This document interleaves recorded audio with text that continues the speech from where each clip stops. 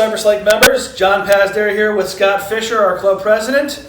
We're looking forward to another great season ahead here at Cypress Lake.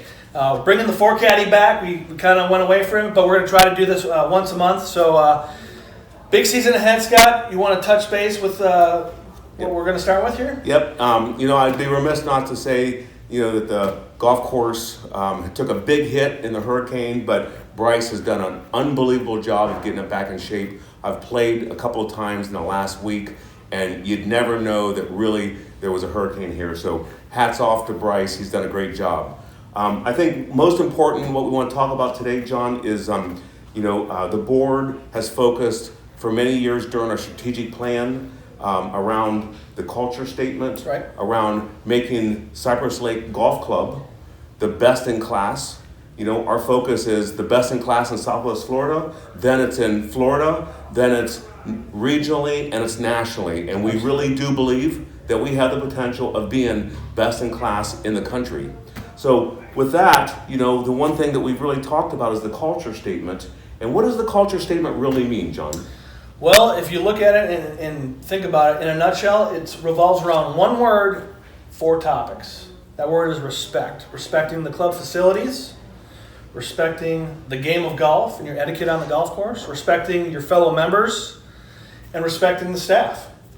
Pretty simple. You follow those 4 things. Everybody's going to have a pretty good time here. Yeah, it's pretty important. It sounds simple, but it's a very complicated, culture to really get to the point to where we want it. But I do know that this year, with the culture statement, there's been a few very key items that we're focused on this year. In this season coming up, a few things, John, that you're going to be paying attention to. First and foremost, dress code. Right. Our rules and regulations, they're very important in the club. There's a reason why we have them. And for the dress code, for the guys out there, shirts tucked in, must have a collar, no cargo shorts, meaning no pockets on the side. That's a big one that we've kind of let slide lately in the last few years, but we're going to be a lot stricter this year with that, especially with guests that come to the club. So make sure when you bring a guest that you let them know what our dress code is. Hats forward, no denim, pretty simple for the guys. For the gals, your bottoms should be no shorter than 5 inches above the knee. For our junior golfers, mid-thigh. For your tops, if it's going to be sleeveless, it must have a collar. And if it has sleeves, then it doesn't need a collar, but it just can't be a t-shirt or shirt with some slogans, logos on it. Yeah. So that's pretty much it for the dress code. Good. And then golf cart rules.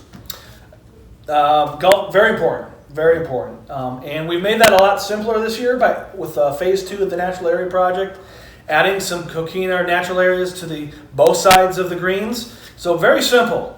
All we ask is all 4 wheels on a concrete path or an aggregate cart path by tees and greens. Pretty simple. And then just once you see those black posts in the fairway short of the green, that's your cue to head to the path. Yeah. Pretty simple there. Pretty interesting. Then third, pace of play. Our favorite conversation every year when season starts. Especially when we get busy in months of January through April. But 4 hours or less, pretty simple. Some added tips for you, or cues, I should say. Once you're on number 5, if you tee off on number 1, you should be in the middle of 5 in an hour. At the turn in 2, middle of 14 in 3 hours, and then you'll finish in 4. Also, if you have a gap open ahead of you and somebody's pushing you, feel free to step aside, just let them go through. Then you don't have to worry about them pushing. You can kind of go back at your 4-hour pace.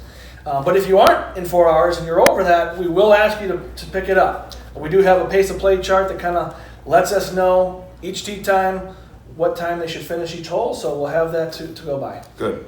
And then last, no-show policy.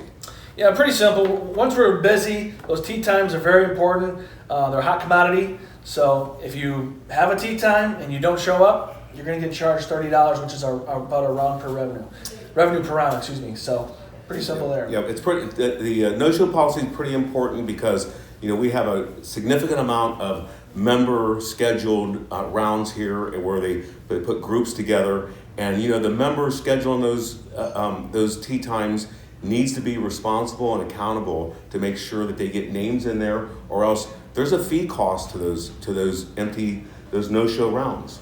Right, and if once the TBDs expire 2 days out, if you think you have those times and somebody goes and books a time, you're out of luck there. So make sure you get those names in before the TBDs expire. Yep. So one last thing before we move on, with the culture statement, with respect being a key element here, and then these new rules and regulations, or these more enforced rules and regulations.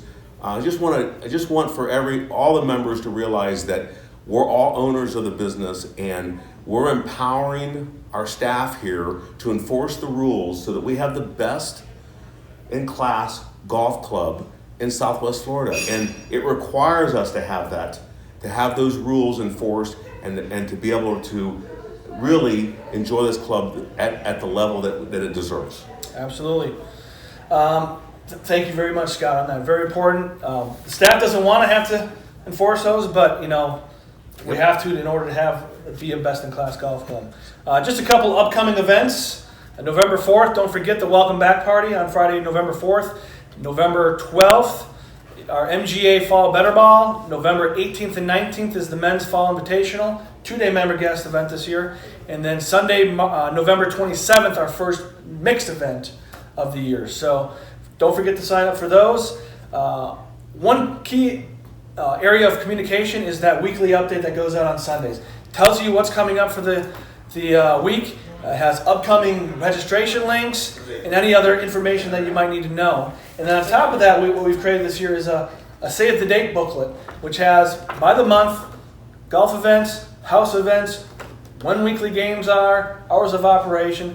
Just another communication tool for members to take home, put it in a place that they'll be able to look at it and just know what's going on around the club for the season. Pretty nice to have at home on the coffee table, to pick up, and a good reminder. You don't have to go on your phone or your computer to get it. And then, hey, John mentioned the Welcome Back Party, November 4th. It's going to be outside. That's the focus, unless we have bad weather, which we don't have bad weather very often in Southwest Florida. So it's going to be another exciting time. The chef is real excited about knocking everybody's socks off with a really great menu this year. And I think you're going to think it's the best we've ever had. Excellent. All right. Well, Scott, we're looking forward to a great season. We hope you are too, and we'll see you next time. Thank you.